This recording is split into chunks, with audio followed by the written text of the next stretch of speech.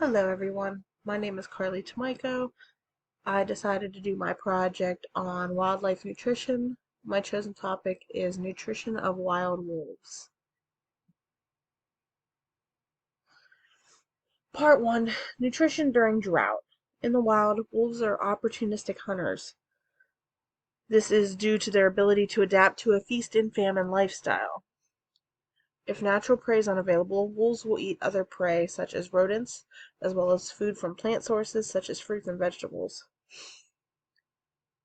In the wild, wolf diets vary by region as well. Gray wolves prefer ungulates, whereas Ethiopian wolves prefer rodents. Maned wolves prefer omnivorous diets mixed with fruits, vegetables, and rodents. Wolves that stay within the affected area receive less nutrients from their prey due to nutrient deficiencies in the prey's diet due to lack of water from the drought. Because of wolves' ability to travel far distances, they can travel to find water sources during a drought. The benefit of this is that other animals will be located where the water source is, so the wolves will be able to hunt them. The downside to this, wolves may encroach on human-used lands, farmlands, etc. There was actually an example of a pack of 8 wolves that were unfortunately killed because they had traveled to an area where cattle graze to find water during a drought. This may cause the wolves to switch from wild prey to livestock.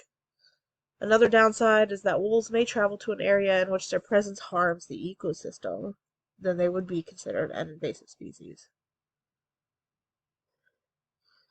Part 2. Nutritional requirements of wild wolves, techniques of determination. I wasn't able to find much information, but I do know that there are techniques to determine nutrient requirements in the wild, including analysis of the wolf scat and stomach contents to determine the food that was consumed. Surveys of selected areas and surveillance of those areas are done to assess widespread nutrition, malnutrition, and problems within a specific species. Part 3. Increasing nutrition in the wild. Climate change is the long-term shifts in average conditions, temperatures, and weather patterns. Climate change can be caused naturally, but it is mostly affected by human-caused factors such as development, agriculture, travel, tourism, etc. We can create man-made bodies of water to avoid droughts and to encourage natural prey to accumulate within a designated area. And we can eliminate hunting and illegal poaching in areas of concern to promote nutrition.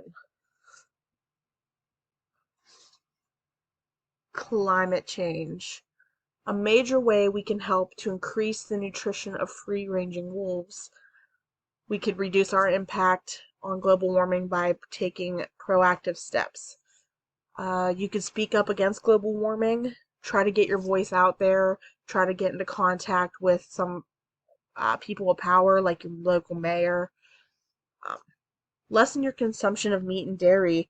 Cows in particular produce mass amounts of methane gas that contribute to climate change. Cut back on flying and other uses of oil and gas, such as driving your cars. You could carpool, use public transportation, etc. Reduce your energy use. Respect green areas such as parks and gardens that are designed to promote biological diversity and decrease consumption and waste that follows as a result of overconsumption. Remember to reuse, reduce, and recycle. Thank you very much.